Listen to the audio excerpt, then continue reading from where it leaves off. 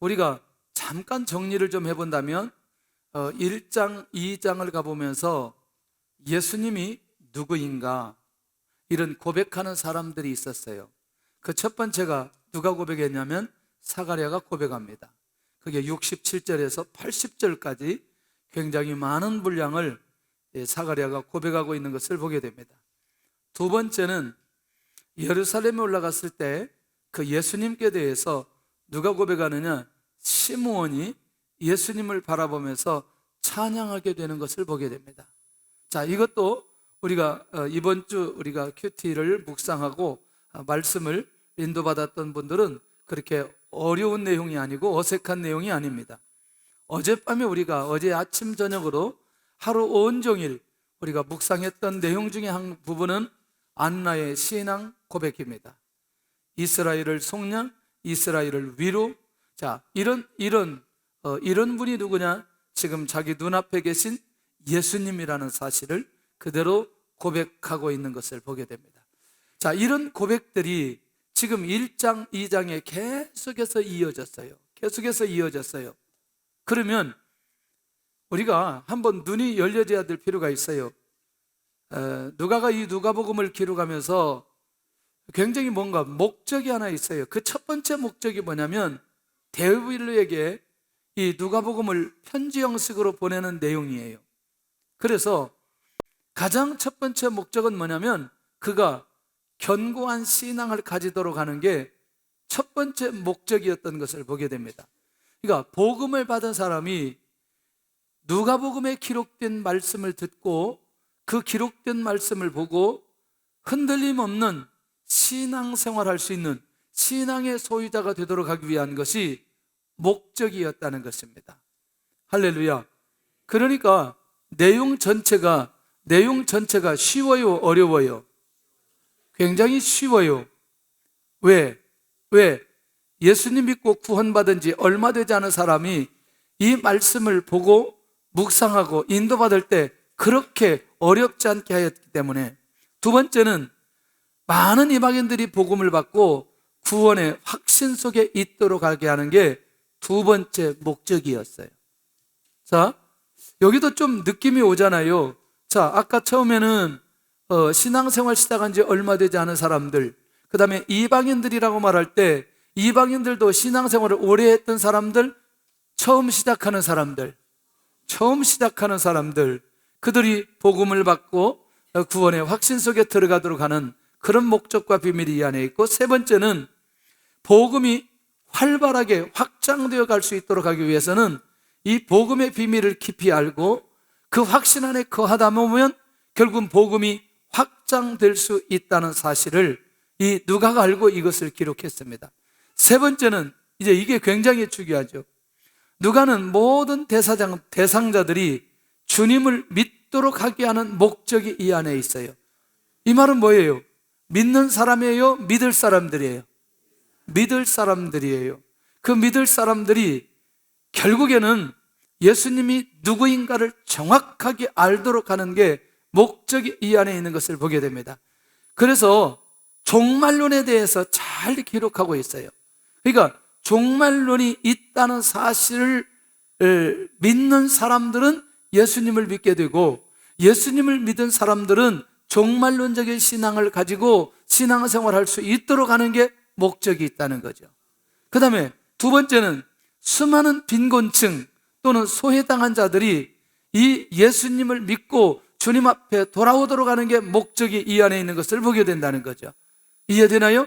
자, 결국 뭐냐면 이 모든 내용들을 살펴보면 각계각층에 있는 많은 사람들이 주님을 믿고 누구에게 돌아오도록, 주님에게 돌아오도록 하게 하는 그 목적이 이 안에 있다. 전체적으로 정리를 해보니까 예수님을 믿게 하게 하는 거거나 아니면 믿은 사람들의 신앙적인 성숙을 위한 그 목적을 가지고 누가복음이 기록되어졌다. 자, 여기까지 정리한다면 그렇게 어렵지 않을 거예요. 자, 이해됐나요? 자, 누가복음의 전체적인 방향들 우리가 이제 이해가 되었어요. 자, 이제 우리가 본문에 있는 내용들을 좀 살펴보면서 굉장히 이제 중요한 부분 하나를 볼 필요가 있습니다. 자, 41절, 42절을 한번 보는데 시작. 그의 부모가 해마다 6월절이 되면 예루살렘으로 가더니 예수께서 12살 되었을 때에 그들이 이 절기의 관례를 따라 올라갔다가, 여러분들 이 본문은 그렇게 많이 묵상되어지는 내용들이 아니에요. 대부분 예수님의 기록은 어디에 기록이 주류를 이어요? 예수님의 사역의 공생의 사역, 3년의 사역이 거의 주류를 이루고 있는 것을 보게 됩니다. 그런데 오늘 부모님의 경건 생활에 주님이 함께 하시는 것을 보게 되는데, 가장 중요한 시기에 예수님이 몇 살 되었을 때, 몇 살? 12살. 성장했을 때, 성장하지 않았을 때. 자, 조금 그 내용을 한번 좀 살펴보면, 자, 48절을 한번 잘 보세요. 48절. 예수님에 대해서 뭐라고 직칭하는지 한번 살펴보세요. 시작. 그의 부모가 놀라며 그의 어머니는 이르되 아이야 어찌하여 우리에게 이렇게 하였느냐? 보라 내 아버지와 내가 근심하여 너를 찾았노라. 예수님의 나이가 몇 살이기 때문에? 12살이기 때문에 아이야 이런 표현을 하게 되는 것을 보게 됩니다. 그래서 우리가 첫 번째 좀 한번 생각해 볼 필요가 있었어요. 12살에 예루살렘에 그 부모님과 함께 올라오게 되었는데, 아까 우리가 앞쪽에 있는 내용은 어떤 내용이었어요? 40일 후에 성별 예식 때 올라왔잖아요. 그리고 그 뒤에 기록이 있어요, 없어요? 그때 누구 만났어요? 시므온과 안나를 만나게 되죠. 그리고 중간에 있는 내용이 없어요. 그리고 그냥 언제로 뛰어버리죠? 12살로 뛰어버립니다. 그래서 여러분들, 제가 이 시간에 잠깐 그 유대의 자녀 교육에 대해서 잠깐 좀 생각해보고 오늘 이 본문의 내용들을 좀 이어갈 필요가 있다는 것이죠. 자, 첫째는 율법에 따라 3살 때 술을 단 옷을 입는다는 거죠. 이게 굉장히 중요하죠. 이게 말씀 있는 것을 달고, 그 다음에 두 번째는 5살 때 율법의 구절을 두루마리에 기록한 것을 배웁니다. 몇 살 때? 5살 때. 몇 살 때부터 시작해? 아까 지금 3살 때부터. 그러니까 이렇게 생각하면 어때요? 이미 유대인들은 아이의 양육을 몇 살 때부터? 3살 때부터 시작한다는 거죠. 그래서 쉐마와 할렐, 시편과 신명기 6장 1절에서 3절까지 등을 누구를 통해서? 엄마를 통해서 계속해서 배우게 되어진다는 거예요. 10살이 되어서는 미시나를 공부하겠는데, 미시나 할 때 지난번에 얘기했죠. 주로 이거는 어디에서 파생된 거예요? 탈무드에서. 그러니까 10살이 되어서는 거의 이때 뭘 공부한다? 그렇죠, 탈무드. 그래서 마가복음 7장 1절에서 23절의 본문의 강해 해설과 탈무드의 이해를 위해서 미시나를 공부하게 되는 것을 보게 된다는 거죠. 벌써 몇 살이 되었을 때? 자, 13살에 이르면 성인식을 하게 되고 공동체에 들어가게 됩니다. 그래서 매일 기도하기 위해 경문을 처음으로 붙이게 됩니다. 자, 여기. 자, 그런 면에서 13살 정도 되면 이미 어떤 사람으로 인정한다? 성인으로 인정한다. 그런데 예수님이 몇 살에 올라오셨어요? 그러니까 거의 뭐가 다 되었다는 거죠? 성인이 다 되었다는 거죠. 자, 지금 몇 살 때부터 시작했어요? 3살 때부터 시작했어요. 굉장히 중요하죠. 18세가 되어서는 계마라는 것을 배우게 되는데, 이게 미시나의 대해석집이에요. 지난번에 탈무드에 대해서 이렇게 얘기했죠. 미시나, 게라 이런 내용들. 그게 모두 다 이것이 어디에 근거로 한, 탈무드를 근거로 한 내용들을 배우기를 시작해요. 자, 일단은 중요한 건 자기들 나름대로 자녀들이 성장할 때마다 그때마다 기준이 있다 없다? 기준이 있다는 거예요. 그리고 언약의 아들로 가게 되어지는 이 과정이 그들 안에 있는 것을 보게 됩니다. 자, 지금 우리의 교육과 어떤 다른 점이 있는가? 전부 다 무엇과 연결되어 있어요? 그래도 하나님의 말씀과 연결되어 있어요. 맞아요? 그러니까 문화 자체가 그런 문화라는 걸 일단 이해할 필요가 있다, 그런 생각이 듭니다. 그래서 이것들을 우리가 끊임없이 고민하고 하나님의 인도를 받아가야 되는데, 그런 배경들이 있어요. 그런 배경들이 있는 가운데 주님의 부모가 어떤 절기에 예루살렘에 올라가게 되었냐는 거죠. 특별히 유월절, 특별히 또 무교절 절기에 주님은 부모와 함께 반드시 어디에 올라간다? 성전에 올라가는 게 율법이었어요. 굉장히 중요하죠. 그러니까 결국 절기를 지킨다는 건 하나님의 말씀이, 율법이 그들 안에 있지 않으면 절기를 지킬 만한 힘이 우리 안에 있지 않는 것을 보게 되는데, 자녀가 성장하는 과정 속에 꼭 필요한 시기는 하나님의 관계를 어떤 상황 속에서든지 회복시키는 이 시기가 반드시 있어야 된다는 것입니다. 할렐루야. 자, 그러면 조금 더 가보면서 오늘 이제 이 부분을 좀 많이 봐야 돼요. 자, 절기를 마치고 주님은 어디에 계셨는가 봤더니 성전에서 사람들과 토론하고 계십니다. 조금 더 보면은 이 토론하는 대상들이 어떤 대상들인지를 알 수가 있어요. 예. 주님은 어디에 가셨는데?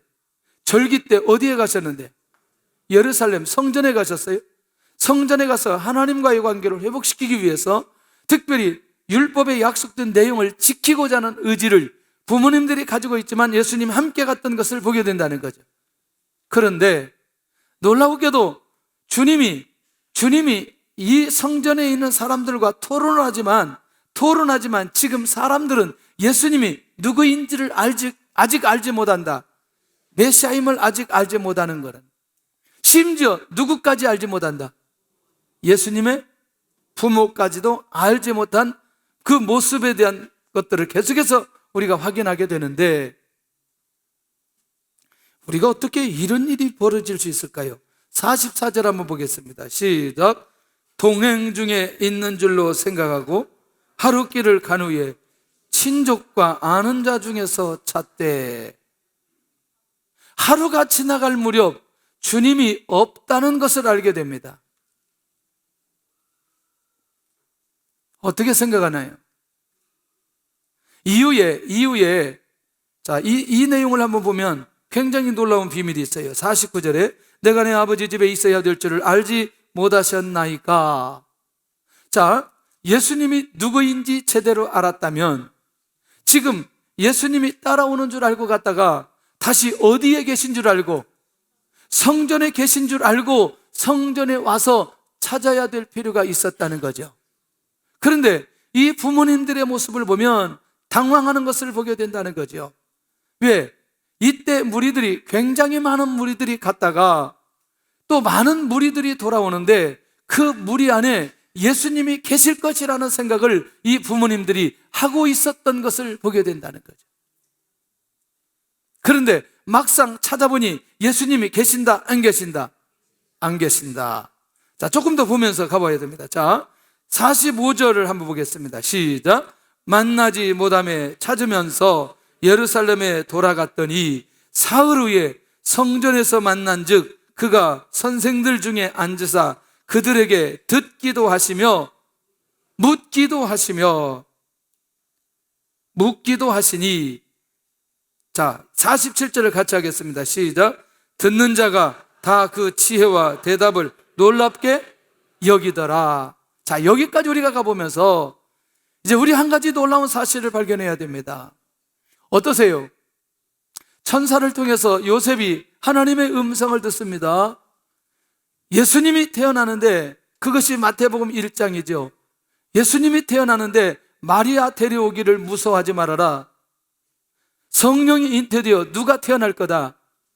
예수님이 태어나게 될 거다. 이미 가브리엘 천사를 통해서 이 누구도, 마리아도 예수님이 누구인지 계시의 음성을 이미 들었던 사람들이라는 거죠. 할렐루야. 지난번에 우리가 한번 다 찾아보았습니다.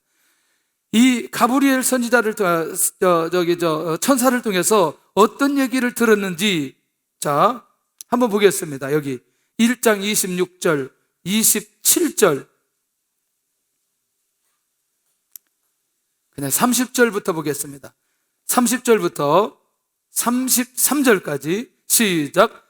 천사가 이르되 마리아여 무서워하지 말라. 내가 하나님께 은혜를 입었느니라. 보라, 내가 잉태하여 아들을 낳으리니 그 이름을 예수라 하라. 그가 큰 자가 되고 지극히 높으신 이의 아들이라 일컬어질 것이요 주 하나님께서 그 조상 다윗의 왕위를 그에게 주시리니 영원히 야곱의 집을 왕으로 다스릴 것이며 그 나라가 무궁하리라. 아멘. 이미 누가 들었어요? 마리아가 들었어요. 요셉은 들었어요, 안 들었어요? 요셉도 들었어요. 그 마태복음 1장에 기록되어졌어요. 그러니까 이미 예수님에 관한, 메시아에 관한 약속들, 비밀들을 이미 다 가브리엘을 통해서, 천사를 통해서 요셉과 마리아가 다 들었다는 것입니다. 할렐루야. 그런데 오늘 12살 때 예루살렘에 올라와서 절기를 지키고 성전에서 있다가 돌아가는 과정 속에 이 부모님들의 모습을 보면 이 천사를 통해서 하나님의 말씀이 들려주었던 이 내용들을 전혀 기억하지 않는 사람들처럼 보이게 되더라는 것이죠. 할렐루야. 하나님의 말씀이 기억되면 쉽게 해결할 수 있는 이 상황임에도 불구하고 하나님의 말씀이 기억되지 않으니 하나님의 말씀이 아직 믿을 수 없는 상황 속에 있는 이들의 삶 속에서는 결국 예수님께서 함께하지 못하는 것과 예수님이 성전에서 그들과 대화 나누는 그것을 이해할 수 없는 상황에 들어가게 되어지는 것을 보게 되더라는 거죠. 어제 우리는 묵상할 때 그런 얘기했습니다. 예수님의 부모님이 그래도 다른 부모님들보다 더 경건은 하진 않지만 경건한 모습들이 있었다는 거죠. 왜? 그렇기 때문에 성별 예식도 행하고 절기 때 예루살렘에 와서 절기를 지키는 것을 보면 이 부모님도 영적으로 나름대로 깨어 있었다, 경건한 모습이 있었던 것을 보게 된다는 거예요. 그러나 오늘 이 본문의 내용 전체적으로 진행되는 이 내용을 보면 하나님의 말씀이 직접 계시되었음에도 불구하고 그것이 기억되지 않는 사람들처럼 보여지게 된다는 거죠. 할렐루야. 하나님의 말씀이 들려지면 오늘 우리의 삶 속에 너무나 쉽게 풀려지고 인도받을 수 있는 상황들이 우리에게 매우 많이 있다는 사실을 놓치지 않아야 된다는 거죠. 자, 그러면서 첫째는 나는 자녀와 믿음의 생활을 언제나 함께하고 있는가? 함께하고 있는가? 제가 물어봤어요. 그리고 나는 자녀에게 믿음의 본을 보이고 있는가? 여기서 말하는 믿음의 본은 뭐냐? 하나님의 말씀을 받고 그 말씀대로 믿고 그 말씀대로 따라 순종하고자 하는 의지와 결단의 삶이라는 거죠. 할렐루야. 할렐루야. 예. 쉽지 않지만 하나님의 말씀이 나에게 주어질 때 그 말씀을 먼저 내가 받고 그 말씀대로 순종하려고 하는 의지가 내 안에 있는 만큼 그것을 보고 따라오는 역사가 일어나게 될 줄로 믿습니다. 할렐루야. 그래서 우리의 자녀들은 본대로 따라오게 되는 것을 보게 됩니다. 어떻게? 본대로 따라오게 되는데 조금 더 가볼게요. 나는 자녀의 신앙의 중심을 보고 있는가? 자, 이제 이거예요. 자녀의 신앙 중심이 뭐냐면 예배 생활을 통해서 자녀를 바라보는 신앙의 중심, 기도의 생활을 통해서 또는 말씀을 통해서 또는 그가 우리의 자녀들이 대부분 자녀들이라고 말할 때 주로 뭐예요? 아니, 학교 다니잖아요. 자녀들이 사업해요? 아, 사업하는구나. 나이 드신 분들은 대부분 우리가 자녀들이라고 말할 때 어느 시기에? 공부하는 시기. 자, 우리 아이들이 하나님 앞에 예배를 드리고 있어요. 예배를 드리고 있는데 그 예배 생활 가운데 진짜 하나님 중심으로 신앙생활을 하고 있는지, 그 중심이 보여지고 있는지, 하나님의 말씀을 묵상하는데 그 중심이 하나님께로 향하고 있는지, 기도 생활을 하는데 정말 하나님의 중심 가운데 가고 있는지, 그 중심이 보여지는지, 이 얘기하는 거죠. 특별히 하나님께서 주신 놀라운 그 학업을 통해서 하나님이 주신 하나님의 비전을 이뤄가려고 하는 그것을 보면서 과연 그 안에 어떤 흐름이 있는지, 이걸 살펴볼 필요가 있다는 것이죠. 이해되나요? 예. 오늘 우리가 어쩌면 하나님께서 우리에게 매우 중요한 많은 것들도 있지만 우리의 자녀들을 바르게 양육할 수 있는 은혜를 우리에게 주셨다고 생각합니다. 그런데 내가 하나님의 말씀 안에 깨어 있으면, 내가 하나님 앞에 영적인 관계가 회복되어 인도받아가는 사람이 있다면, 내가 언제나 하나님의 은혜를 사모하고 하나님의 인도를 받으려고 하는 의지가 우리 안에 있다면 언젠가는 우리의 자녀들도 그런 모습으로 갈 때가 올 거라는 것이죠. 할렐루야. 그런 면에서 지금 하나님 앞에 제대로 잘 가고 있다면 그는 하나님께 주신 은혜와 축복이라고 생각합니다. 저는 어디까지냐? 우리의 자녀들을 지켜보고 그 신앙의 중심을 끌어올릴 때가 어디까지냐?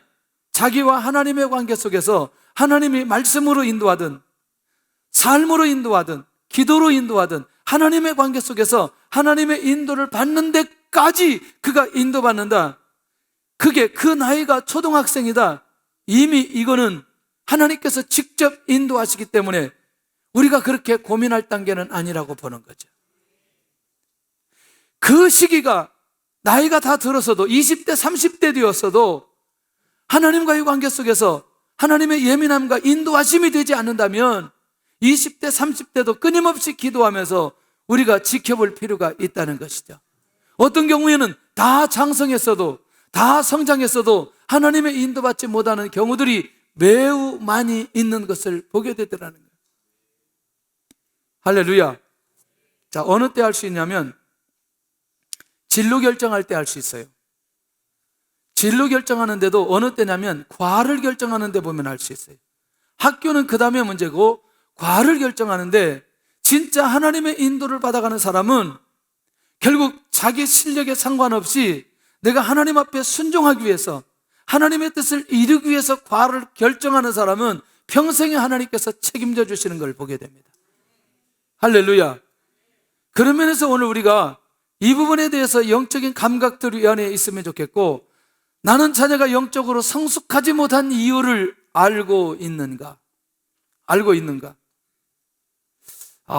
제가 이제 이걸 보면서 굉장히 이제 공감하면서 또 은혜도 받으면서 같이 이해도 했던 내용 중에 한 가지가 뭐냐면, 이 아이들이 영적으로 깊이 있게 들어가지 못하고 하나님의 말씀이 들려지지 않고 부모님의 말씀이 들려지지 않고 영적으로 깨어 있을 수 없었던 결정적인 이유는 전문가들이 얘기할 때 한 가지 있더라고요.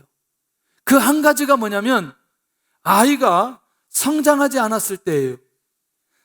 3살도 아니고 5살도 아니고 이 아이가 제대로 이해할 수 없었을 그때에 부모님이 아이 앞에서 많이 싸웠던 아이들은 자기도 모르게 성숙되어져서도 그것에 대한 두려움이, 그것에 대한 상처가 그대로 남아 있다는 거예요. 난 너무나 무서웠어요. 3살이 아니고 3살 이전에, 이건 전문가들이 하는 얘기들이라는 거예요. 할렐루야.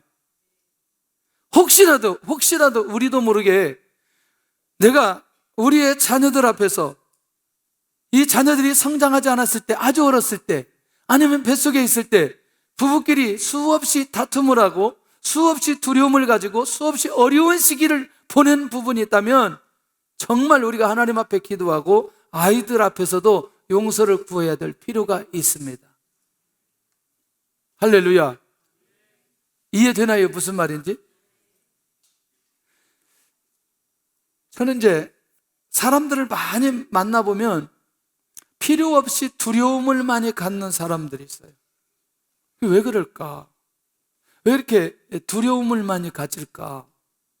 그리고 어떤 사람들은 이상할이 많지 자존감이 떨어지는 경우들이 굉장히 많아요.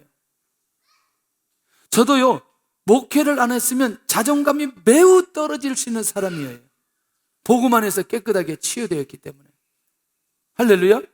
그런데 조금만 깊숙하게 들어가면 저는 자도 말짓을 많이 해서 혼을 많이 나서 그러는 거예요.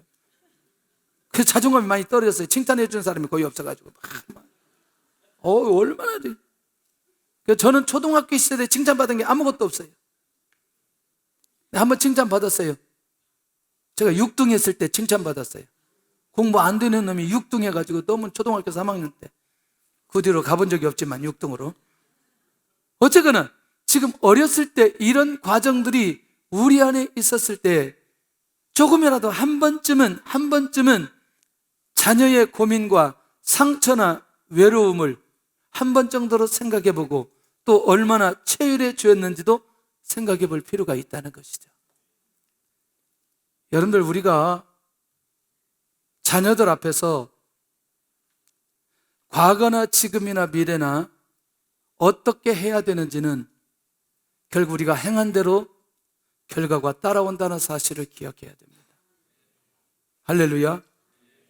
시간이 지나가면서 아직도 우리의 자녀들 안에 해결되지 못한 아픔과 어려움이 있다면 밖에서 해결한다는 거 기억하시기를 바랍니다.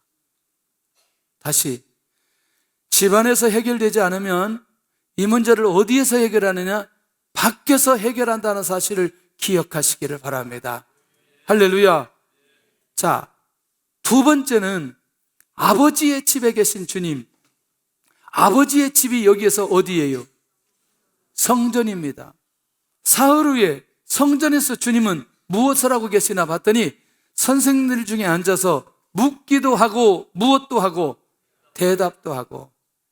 이 성경학자들은 말하기를 당대 최고의 석학들과 함께 토론하셨다, 이렇게 얘기합니다. 그러니까 지금 예수님 나이가 몇 세? 12살. 그런데 12살이 이들과 대화 나누고 토론할 수 있다는 건 하나님께서 주신 지혜가 아니면, 하나님이 아니고서는 절대로 가능하지 않는 일들이 지금 이 안에서 벌어지고 있는 것을 보게 된다는 거예요.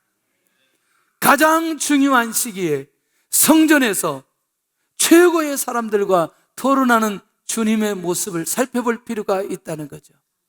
자, 그런데 이들이 놀라는 거죠. 주님과 대화 가운데 있는 자들이 무엇 때문에 놀라느냐? 주님께서 가지고 있는 지혜와 주님께서 대답하시는 것들을 보면서 그들이 놀랍게 여기는 것을 보게 된다는 거죠. 당연히 그렇게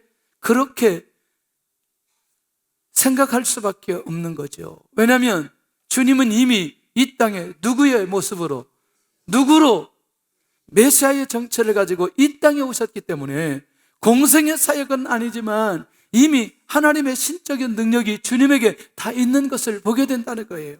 그러니까 이 비밀을 모르는 자들에게는 이렇게 여길 수밖에 없는 상황들이 끊임없이 일어나게 되는 것을 보게 된다는 거예요. 놀라웠게도 이때 주님의 부모가 찾아옵니다. 주님에게 무엇이라고 말하느냐? 내 아버지와 내가 근심하여 너를 찾았느니라. 내 아버지라고 말할 때 누구예요? 요셉입니다. 내가라고 말할 때 누구예요? 마리아예요. 내가 근심하며 너를 찾았느니라. 아까 말씀드린 대로 하나님의 말씀이 들려졌다면, 하나님의 말씀이 믿어졌다면, 천사를 통해서 주셨던 그 약속의 말씀을 기억한다면 바로 어디에서 찾으면 된다? 성전에 와서 찾으면 된다. 뭐 해야 될 이유가 없는데, 근심해야 될 이유가 없는데 예수님이 성전 안에서 대화하는 것 보면서 내가 근심하여 너를 찾았느니라 이렇게 고백하고 있는 것을 보게 되더라는 거죠. 메시아를 향한 믿음이 성숙되지 않는 부모의 모습이 바로 여기에 있는 것을 보게 됩니다. 그러니 우리가 한번 잘 살펴본다면 송우영신 예배 드릴 때 우리는 다니엘의 얘기를 했습니다.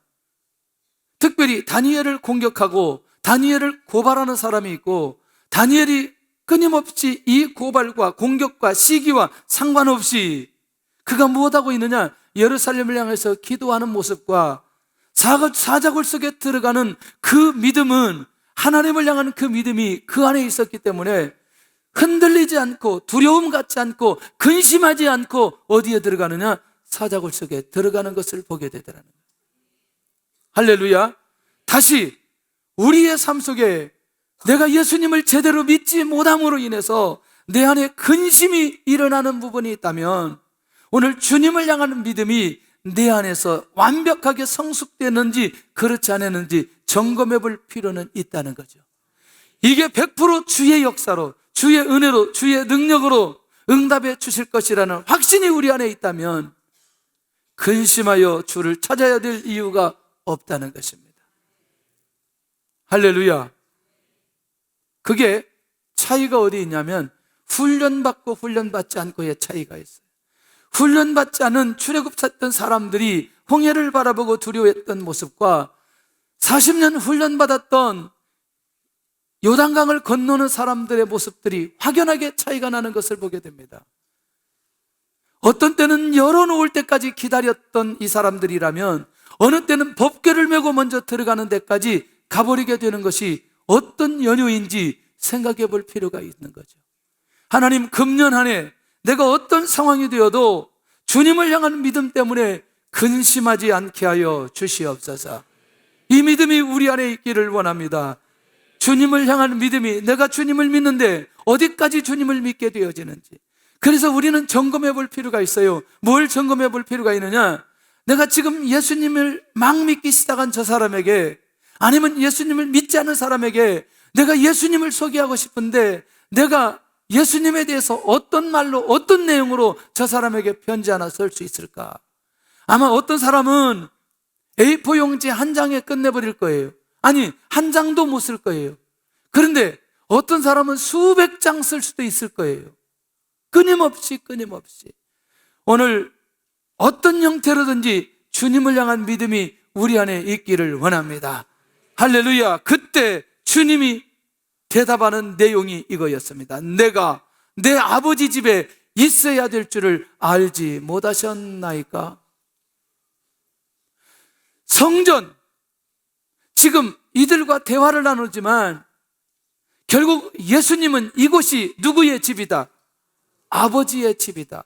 그러니까 내가 아버지의 집이 있는 것은 당연한 것 아니냐? 하나님으로서 이 땅에 오신 예수 그리스도의 고백인 것을 알 수 있다는 것이죠. 할렐루야. 그런 면에서 주님은 이미 12살 때부터 메시아적 삶과 정체성이 이미 그 안에 계신 것을 보게 된다는 거죠. 이미 하나님으로서 이 땅에 오신 주님의 모습이 이미 그때부터 일어나게 되어진 것을 보게 된다는 거예요. 아멘. 저는 갈수록 깜짝 놀라는 거예요. 오늘 아이들 찬양하는데 이게요, 뒤쪽에 전에는 저쪽에서 할 때는 잘 안 들렸는데 여기 앉아 있으니까 남자들 소리가 너무나 잘 들리는 거예요. 근데요, 소리가 정확하게 나오고 크게 나오고 음정이 정확한 거예요. 난 너무나 놀랐어요. 얘들이 이런 소리를 낼 수 있다는 게, 나는 평생 얘들은 소리 안 나오는 줄 알았어요. 이미 이때 이런 소리를 낼 수 있다? 나중에 성장했을 때 어떤 일이 벌어질 거예요? 아마 내들이 나중에 뭐 여기저기 가서 자기들이 찬양인도 한다고 막 그럴 것 같아요. 그 찬양은 그렇게 안 하는 거라고 또 이렇게 막 설명도 하고 다닐 것 같아요.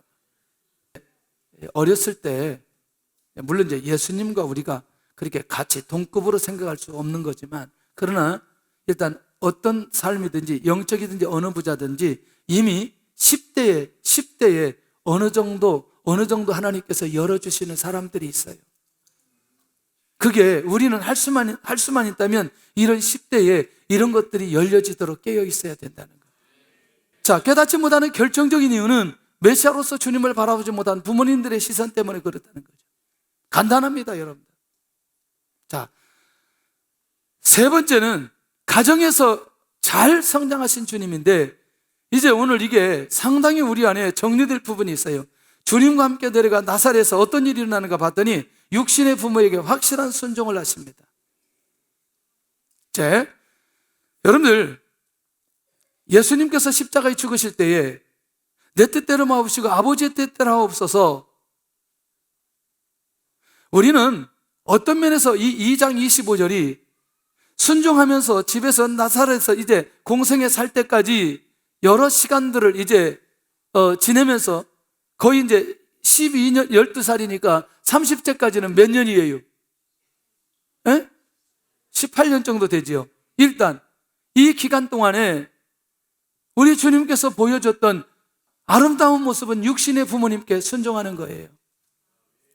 그래서 우리는 가정에서 두 가지를 배워야 돼요. 한 가지는 육신의 부모님에게 순종하는 것과, 혹시라도 우리가 우리의 부모님이 예수님을 믿지 않는다고 해서 육신의 부모님을 무시해서는 안 된다는 거예요. 이 두 가지는 절대로 우리가 가져야 될 필요가 있는 믿음의 자세라는 거죠. 그런데 이미 가정에서 순종의 훈련이 다 끝나버렸어요.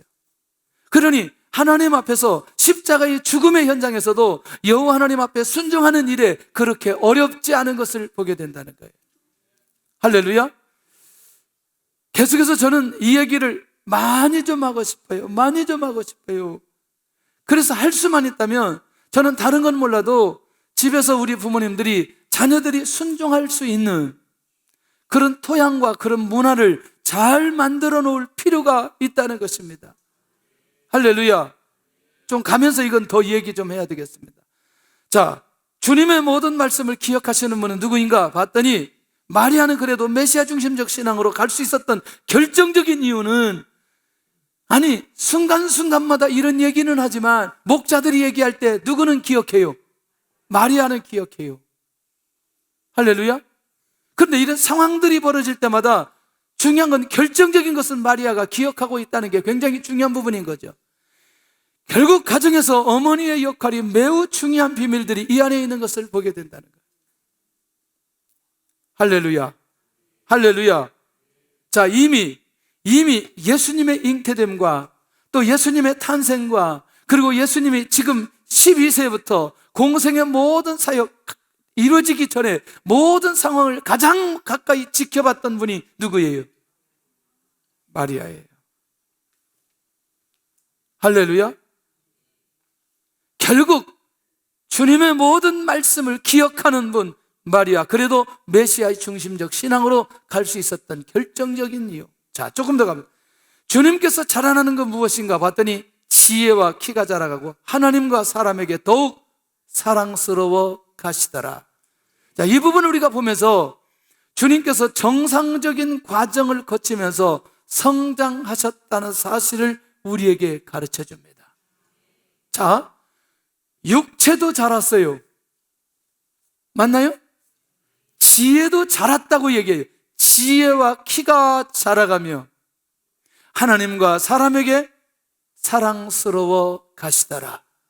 다시 우리가 종종 이렇게 말합니다. 하나님에게 인정받는 사람들은 사람에게도 인정받을 수 있어요. 사람에게 인정받는 사람은 하나님에게도 인정받을 수 있습니다. 할렐루야. 하나님 앞에 사랑받는 사람은 사람에게도 사랑받을 수 있습니다.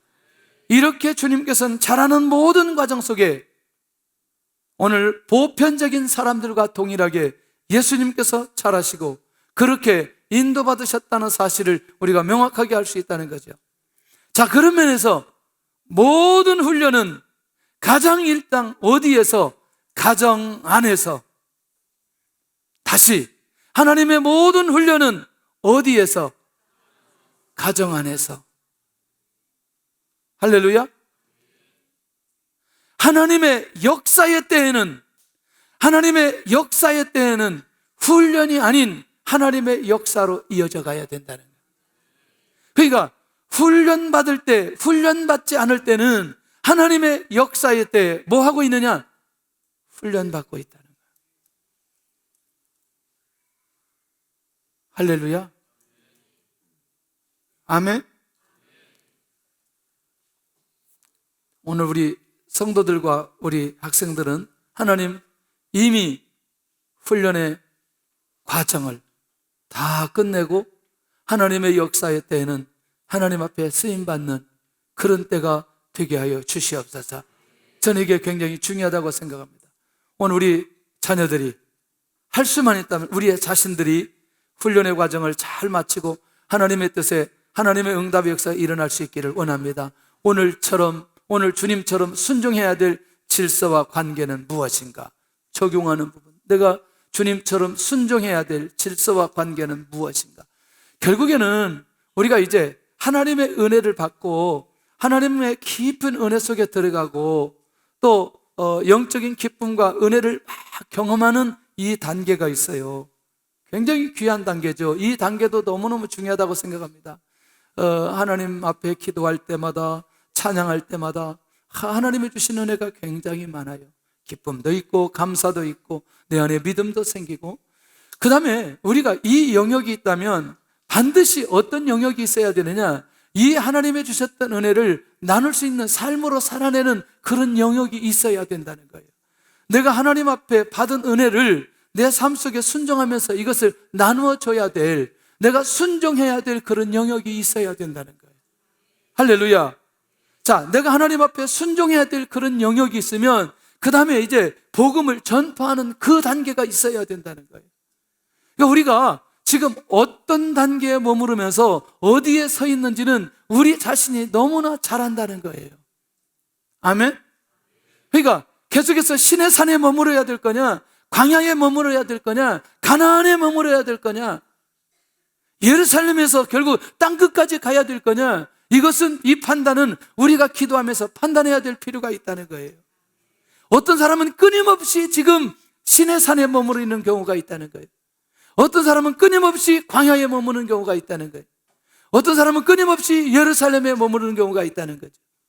그런데 어떤 사람은 땅끝까지 움직이는 사람이 있는 것을 보게 된다는 거죠. 이런 단계마다 주님께서 인도해 주시는 것들을 경험하려면 순종해야 될 현장에서 순종의 때에 순종할 수 있는 이 부분은 굉장히 중요하다고 생각을 합니다. 결론입니다. 나는 잊지 않고 주님을 기억하고 기억하게 할 대상은 누구인가? 와, 나도 잊지 않고 주님을 기억하고 또 기억하게 할 대상은 누구인가? 내가 많이 아는 사람들 중에 내가 주님을 기억하는 만큼 그도 주님을 기억하게 할 대상이 떠오르게 하여 주시옵소서. 내가 알고 있는 주님은 어떤 분이신가? 저는 한번 이 내용을 같이 한번 묵상했으면 좋겠다, 기도했으면 좋겠다. 나는 주님을 어떤 분으로 알고 있는지. 오늘 12살 때 벌어졌던 이 상황에 대한 얘기를 우리가 들었습니다. 이 상황만 보더라도 주님이 어떤 분인가를 구체적으로 알 수 있는 그런 내용이 이 안에 담겨져 있는 것을 보게 됩니다. 우리가 잘 몰라도 앞에 시므온의 찬양과 안나의 고백과 사가랴의 그 찬양이 결국에는 가브리엘 천사를 통해서 마리아에게 알려줬던 이 내용만 정리해 보아도 주님이 어떤 분인가를 명확하게 알 수 있다는 것입니다. 세 번째는 주님처럼 순종의 훈련이 이루어져야 할 곳은 어디인가? 제가 곳이라고 했어요. 곳이라고. 그러니까 다 되는데 어떤 분야는 우리가 안 될 수 있는 부분들이 있거든요. 그래서 저는 그것을 곳이라고 얘기했어요. 내가 다 순종의 훈련이 되는데 그것만 안 되는 것이 무엇인지. 오늘 이 밤에 하나님 앞에 기도하면서 오늘 대상자들이 떠오르기를 원하고 주님이 묵상되어지기를 원하고 순종해야 될 것이 보여지는 오늘 이 밤이 되시기를 예수님의 이름으로 축원합니다.